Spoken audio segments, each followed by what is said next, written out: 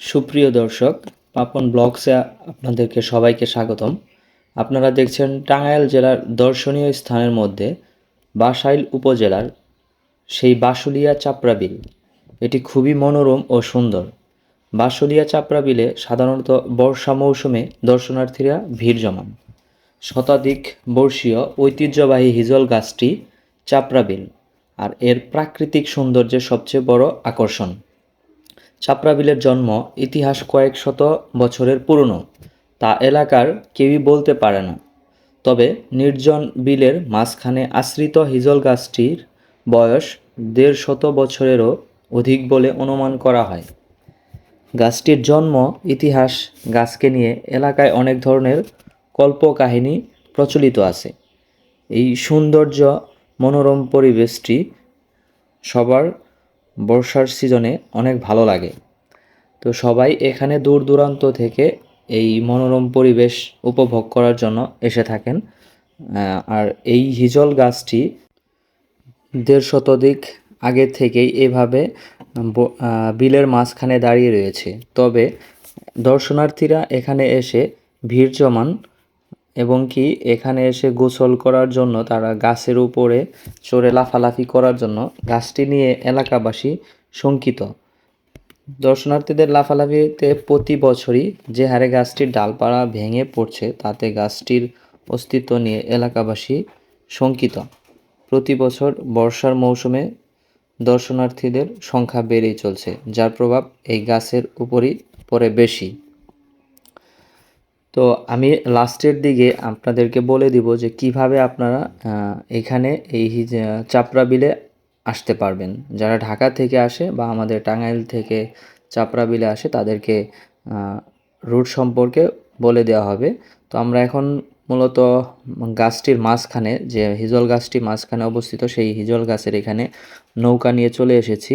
এখানে অনেক মানুষ হয় শুক্রবার এবং কি বন্ধের দিনগুলোতে। তো আমি আপনাদেরকে পাখির চোখে উপর থেকে যে সুন্দর ভিউটা, সেটা আপনাদেরকে দেখানোর চেষ্টা করব।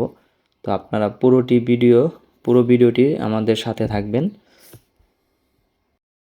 বাশুলিয়া চাপড়া বিলে প্রত্যেক বছর নৌকা বাইচ আয়োজন করা হয়।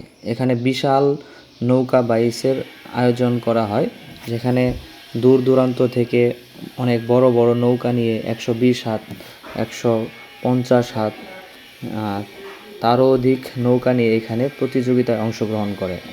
এই অংশগ্রহণে থাকে আকর্ষণীয় সব উপহার। এই বিলের যে সৌন্দর্য, তা আসলে খালি চোখে না দেখলে বলা খুবই কঠিন। তো আমি আপনাদেরকে ট্রাই করতেছি যে পাখির চোখে যে সৌন্দর্যটা ফুটিয়ে তোলার জন্য, সেটা আপনাদেরকে দেখানোর। তো আপনারা সময় করে, আমাদের টাঙ্গাইলের লোক অনেকেই হয়তো এখানে এখন আসেনি, আর দূর দূরান্ত থেকে যারা যেভাবে আসতে চাচ্ছেন, তারা ভিডিওর লাস্টে আমার দিক নির্দেশনা দেওয়া রয়েছে যে কিভাবে এখানে আসবেন। আর এখানে সবসময় নৌকা পাওয়া যায় এবং কি মাঝখানে খাবারের যে সামগ্রীগুলো, সেগুলোও পাওয়া যায়। তো আপনার এখানে পরিবারে এবং কি বন্ধুবান্ধব নিয়ে ঘুরতে আসতে পারেন। এক মনোরম পরিবেশ, অনেক ভালো লাগার মতো একটি জায়গা এই বাশুলিয়া চাপড়া বিল, যা নাকি অলরেডি সোশ্যাল মিডিয়াতে অনেক ভাইরাল। যে বিষয় ক্লিপগুলো রয়েছে, এটা অনেক পাওয়া যায়। তো আপনারা দেখবেন এবং কি এখানে আসার চেষ্টা করবেন যে প্রাকৃতিক যে সৌন্দর্যটা উপভোগ করার জন্য। ধন্যবাদ সবাইকে।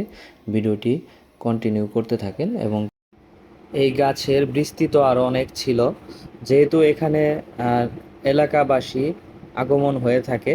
তো এলাকাবাসীর যে ইয়াং ছেলে পেলে, তারা এখানে এসে গোসল করে এবং কে লাফালাফি করার কারণে, ডালপালা ভেঙে যাওয়ার কারণে এর সৌন্দর্য অনেকখানি কমে গিয়েছে।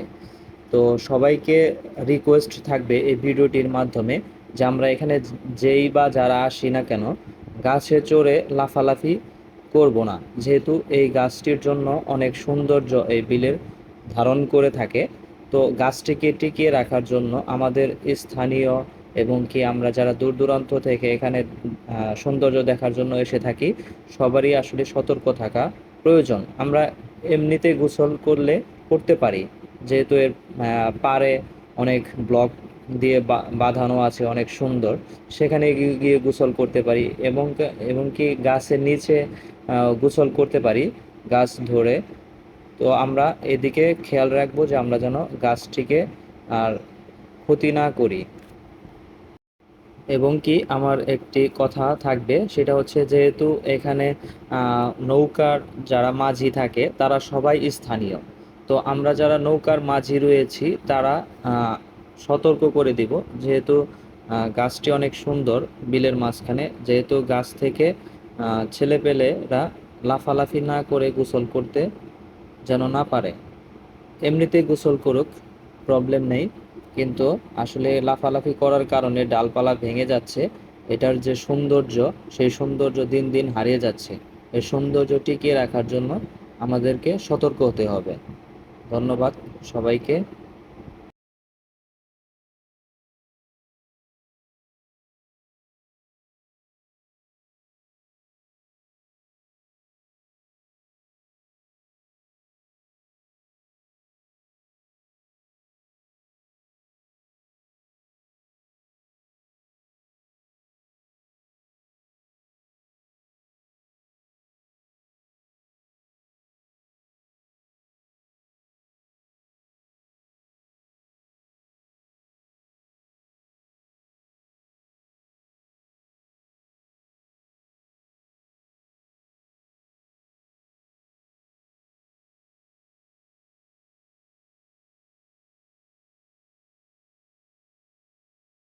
তো এখন আমরা বলবো যে এখানে কিভাবে আসা যায়।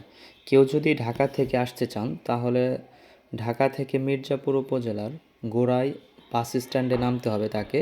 তারপর সেখান থেকে পাহাড় সখীপুরে রোডের নলোয়া নেমে সেখান থেকে বাসাইল উপজেলার বাসুলিয়া চাপড়া বিলে সিএনজি করে আসতে হবে।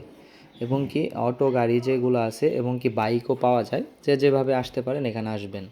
আর আমরা যারা টাঙ্গাইল ডিস্ট্রিক্টের মানুষ অথবা জামালপুর, সিরাজগঞ্জ, তারা টাঙ্গাইল শহরে নেমে টাঙ্গাইল থেকে সিএনজি করে বাসাইল উপজেলায় আসতে হবে এবং সেখান থেকে বাসুলিয়া চাপড়া বিলে আসতে হবে। আর এখানে আসার পর নৌকা নিয়ে কোনো টেনশন করবেন না, এখানে নৌকা অ্যাভেলেবল পাওয়া যায়।